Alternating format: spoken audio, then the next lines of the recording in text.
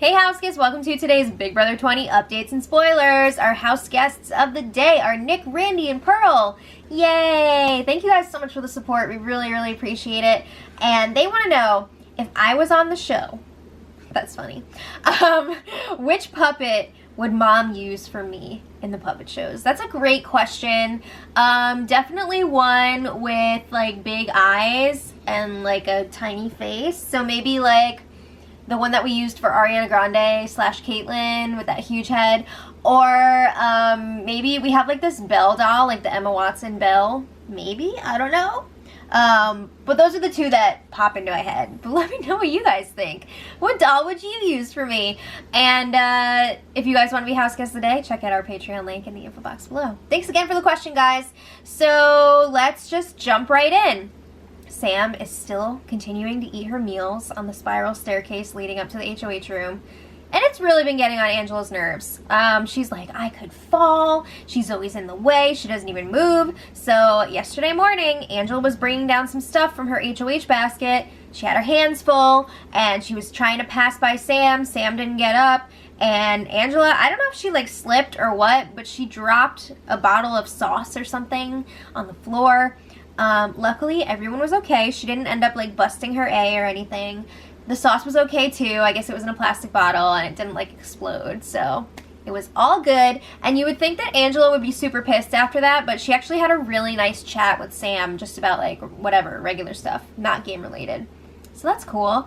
So then Angela and Casey were in the HOH room and they were talking about Sam, of course. So Angela reports she actually had a good time chatting with Sam that morning. It wasn't painful. Those are her words. It wasn't painful.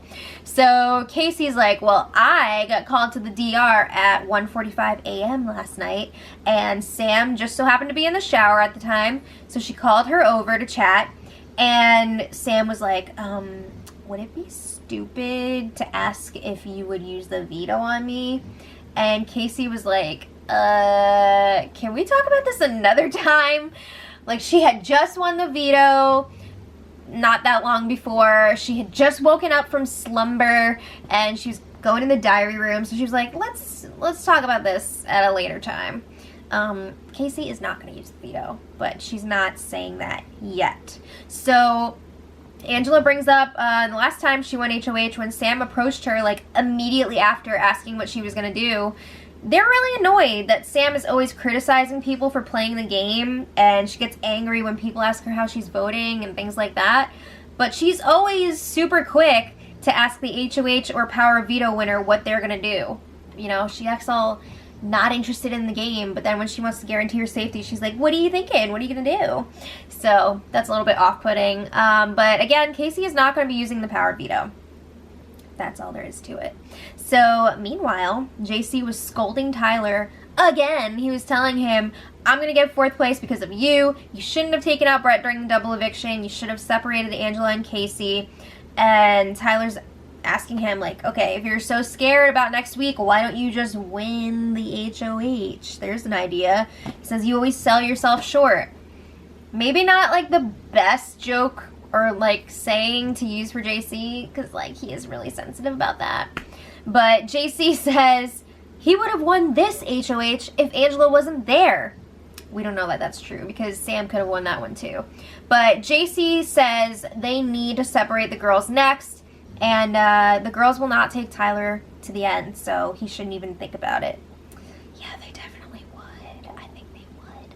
So Tyler says, JC, relax, you're not going home this week. Technically, he could be, because they don't realize it yet, but there's an eviction tomorrow, which we'll see on Wednesday, and also on Thursday. So there's 2 this week. So yeah, JC could be going this week. But again, they don't really know that that's definitely happening. So then JC is asking Tyler, who would you put up if you won the next HOH? Tyler says it doesn't matter. At that point, we're down to the final 4, and it just comes down to who wins the Power of Veto. That's going to be the sole person voting to evict this week. But JC doesn't seem to understand how Final 4 works. He is insisting that Tyler leaves him off the block. And Tyler's like, it doesn't matter. You have to win the veto. but JC is not getting it. Tyler gets very frustrated trying to explain how it works. And JC's like, well, whatever. It made sense in my head. And he says, if you trust me and do what I say, we'll make it to the top 3, you big dummy. He doesn't say you big dummy. I think he waited until he left the room and then he called him a friggin' idiot or something like that. But yeah, I see Tyler making it to the final 3. Not looking great for JC though. But JC says he has a feeling that he's going to win this HOH. Can you imagine? That would be chaos. And it would be very exciting. So then Tyler reports back to Angela and Casey in the HOH room. And he says, you know what? JC is pretty confident about this next HOH competition. And they're like, whatever. They're feeling pretty confident too. So Tyler is saying JC's going to murder him when he finds out that the 3 of them have been working together and he didn't know about it. I mean, they're all laughing about it, like, oh my god, he's gonna murder me. But I really do think he's gonna be upset. Casey says that JC will understand when they tell him about level 6. I think he's gonna lose his mind.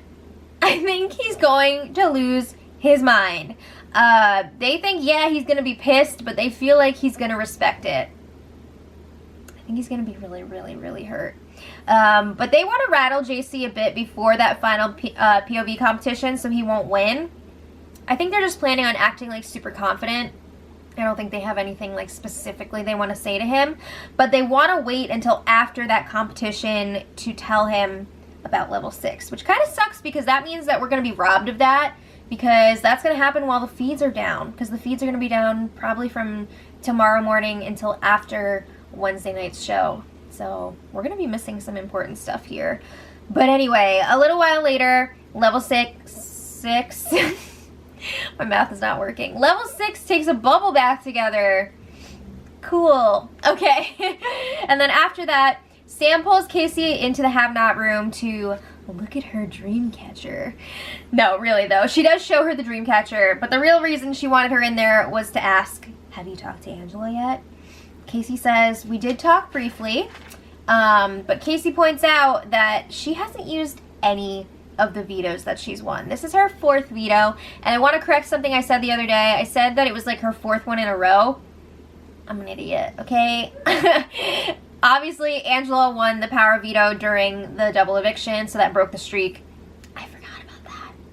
But anyway, Casey says she hasn't used any of the vetoes yet, and she doesn't really want to because she doesn't want to put a target on herself or make waves or go against Angela's HOH this week. So she says it just makes more sense for her to leave the nominations the same. So Sam's like, all right, so you're not going to use it? And Casey's like, yeah, I'm leaning towards not using it. But she wishes she could use it on Sam and JC. Well, you can't. So Sam says, okay, I'm not going to beg or climb up your ass. I just figured I would ask you. And Casey's like, yeah, definitely. We should talk about these things. So then Sam is like, okay, you're not going to use it. Who are you going to vote to keep? So Casey says, this is really uncomfortable because I love you and JC, but my vote is up in the air right now. And she says she's going to keep it to herself until she decides. Come on, you know you're voting Sam out. Why not tell her? So then Sam's like, all right, well, I really can't think of a reason why I should stay over JC. You know, I'm not really going to campaign against him. I'm not going to say anything bad about him. She says she hasn't had a real strategy, we know, and she feels like she's only there because of all them. So then Sam is like, please keep me so I can at least one time do something for myself to prove that I can, you know, and I can pay a due back to you guys by getting rid of one of you. I mean, like, it's not like she can pay them back by evicting herself, so she wouldn't be doing them any favors by saying, you know what I mean? Okay, so Casey, again, is keeping it vague. I don't understand. How would it hurt them to tell Sam that she's going home? I just don't get the benefit of keeping her in the dark here. There's not really anything that she can do about it. So then Casey tells JC about her veto chats with Sam, and she's like, I'm not going to use the veto, but she does tell JC that she's keeping him. So she's being really vague with Sam, but she has been telling JC that she's going to keep him, and she tells JC, just keep calm, don't say anything to Sam. And he's like, Okay. So then later, Pop TV gave them an ice cream maker. Whoa! Sunday night treat. So everybody was participating in making the ice cream, except for Sam. And she even ate some Ben & Jerry's while they were making the ice cream. Wow. So then Sam goes to bed in the have-not room. She's all alone in there. And she starts talking to... There's a train. She starts talking to herself / the cameras. This was really alarming. She says, I guess it would be hard to... This is paraphrased, by the way. She's like, I guess it would be hard to explain, you know, if I smashed all these TV screens in the have-not room with a lead pipe and threw this saucer at that window, and it would only take her about 45 seconds to get everything that she needed. The door to the parking lot is right there. And then she says, I wouldn't call that a voluntary exit, but... Change the feeds! Change the feeds! They switch over to everybody like, they're making their ice cream in the kitchen. What the hell was that? I am worried for Sam because that was alarming and scary. I hope she's gonna be okay. But anyway, the other house guests, a little while after that, had a food fight, throwing whipped cream at each other. And then they were pranking each other while they were showering, you know, pouring cold water, throwing cereal in the shower, gross. And Tyler put mayonnaise in Angela's face wash bottle. That is disgusting. She didn't know about it last night. Also, Angela sprayed Tyler with the kitchen sink hose, and he was trying to get away, and he slipped and fell on his butt. It was kind of funny. But it's a real good thing that Brett was not there for that, because you know he doesn't like when people get sprayed with that kitchen hose. But today they had the power veto ceremony. It was a little earlier than usual.